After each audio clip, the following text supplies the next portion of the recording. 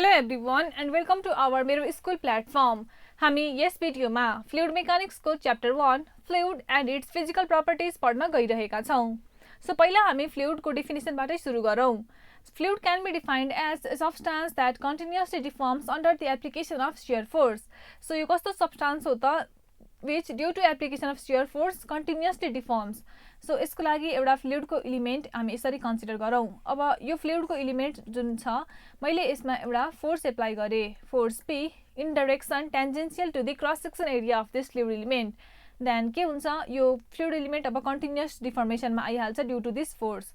र कन्टिन्युअस डिफर्मेसनमा आउँदाखेरि मैले एउटा सर्टेन टाइम टी पछि अब्जर्भ गरे भने फ्लुइड एलिमेन्ट हामीलाई केही यस्तो फर्ममा देखिन्छ। अब जहाँ हाम्रो एप्लाइड फोर्स हुन्छ र जहाँ डिफर्मेसन हुन्छ त्यहाँ के आउँछ, त्यहाँ रेसिस्टेन्स डेभलप हुनु पर्यो। सो यो केसमा पनि जुन रेसिस्टेन्स डेभलप हुन्छ, so resistance develop to resist this applied force divided by area of this fluid element can be defined as shear stress of fluid and it is denoted by tau. So यो भनेको के हो त shear stress of fluid हो।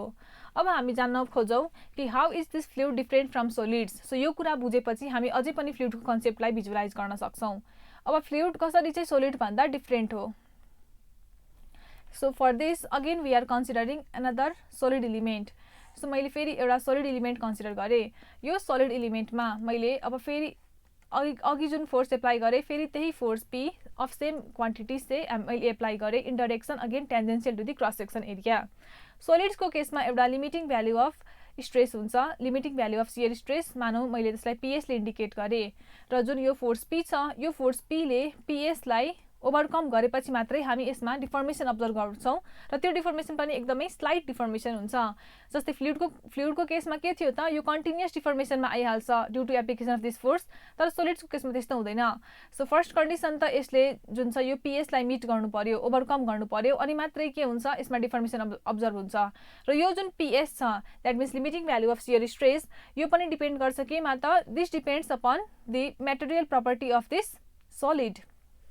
अब slide डिफर्मेसनको जुन हामीले कुरा गर्यौं यसमा यस्तो किसिमको एकदमै थोरै डिफर्मेसन अब्जर्भ हुन्छ। अब यो थोरै डिफर्मेसनलाई भिजुअलाइज गर्नको लागि हामी यो जुन हाम्रो एलिमेन्ट छ सोलिड एलिमेन्ट यसलाई हामी यसरी डिफरेन्ट लेयर्समा डिभाइड गर्न सक्छौं। सो यसरी डिफरेन्ट लेयर्समा डिभाइड गरेपछि अब यो फोर्सले गर्दाखेरि डिफर्मेसन आउने भनेको मात्र खाली टप लेयरमा हो। सो टप लेयर डिफर्म भएर हाम्रो समथिङ केही यस्तो आइहाल्छ र रिमेनिङ लेयर्सहरु हाम्रो फिक्स रहन्छ र यसरी हामी बुझ्न सक्छौं कि कसरी एकदमै थोरै डिफर्मेसन अब्जर्भ हुन्छ सोलिड्सको केसमा, त्यो पनि कतिखेर त जतिखेर यो जुन एप्लाइड फोर्स P छ यसले लिमिटिङ फोर्सलाई रिच गर्छ। सो यो एउटा डिफरेन्स हामी बुझेपछि यो फ्लुइड र सोलिडलाई एकदम मजाले छुट्याउन सक्छौं। सो अब हामी जानौं टाइप्स अफ फ्लुइडको बारेमा। हामीसँग छ दुईटा type of fluids, first one is liquid and another one is gas. अब लिक्विड र ग्यासको पनि हामी डिफरेन्स ग्रुपमा यसलाई एनालाइज गर्न खोजौं। लिक्विडको केसमा मैले एउटा कन्टेनर यसरी कन्सिडर गरे। सो यो एउटा कन्टेनर हामीले कन्सिडर गर्यौं।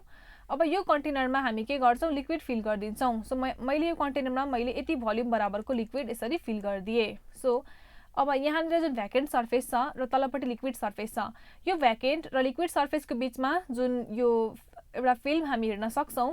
सो यो जुन फिल्म छ यसलाई हामी भन्छौं फ्री सर्फेस अफ लिक्विड। अब फेरि ग्यासको केसमा मैले फेरि पनि सेम कन्टेनर दिए र यो कन्टेनरमा मैले जति भोल्युम अफ लिक्विड यहाँ फिल गरेको थिएँ मैले मेजर गरेर त्यति नै भोल्युम अफ ग्यास यहाँ फिल गरिदिए भने ग्यासको केसमा के हुन्छ यो ग्यास हामीले जति भोल्युममा राख्यौं त्यति नै भोल्युममा यो इक्वली स्प्रेड भइहाल्छ। सो यसबाट हामी के बुझ्न सक्छौं that in this case this volume of container is greater than volume of liquid.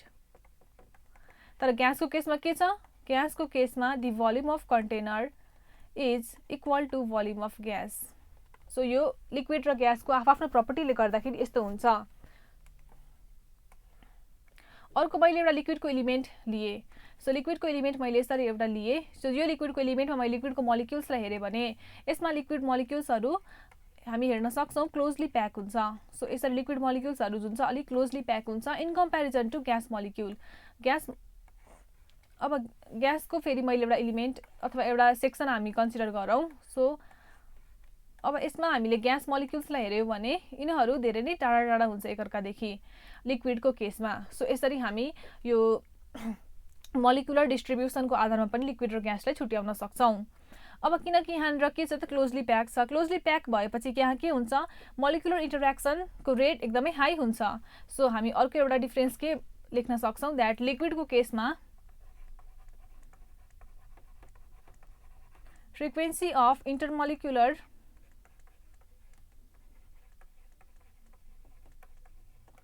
interaction is high, frequency of intermolecular of interaction is high, र ग्यास को केस में this frequency is very low. So हामी यसरी केही डिफरेन्सहरु observe गर्न सक्छौं। अब liquid र ग्यास को बारेमा हामी डिटेल फिचर्सहरु अब जान्दै जान्छौं, अझै फिजिकल प्रपर्टिजहरु पढ्दै जाँदाखेरि। Now let us know about what is the application of fluid in engineering. किन चाहिँ हामीले फ्लुइड को बारेमा पढ्नु पर्यो त इन्जिनियरिङमा। सो अब सिभिल इन्जिनियरिङकै कुरा गर्ने हो भने फ्लुइड्स हामीले कहाँ अब्जर्भ गर्छौं त हामीले अब रिभर्सहरुमा अब्जर्भ गर्छौं, त्यसैगरी ड्याम्सहरु बनाउँदाखेरि रिजर्भियर्सहरुमा अब्जर्भ गर्छौं। सो हामीलाई फ्लुइड इन सिभिल इन्जिनियरिङ किन चाहिन्छ while construction of dams and bridges. हामीले लार्ज क्वान्टिटीमा फ्लुइडलाई एनालाइज गर्नुपर्ने हुन्छ यस्तो कन्स्ट्रक्सन गर्दाखेरि। त्यही भएर फ्लुइडको साउन्ड नलेज एकदमै इम्पोर्टेन्ट हुन्छ for construction of dams and bridges. अर्को एप्लिकेसनको कुरा गरौँ फ्लुइडको। सो अर्को एप्लिकेसन भनेको टु डिजाइन द डिभाइसेस। कस्तो डिभाइसेस त that operate fluid or that transport fluid.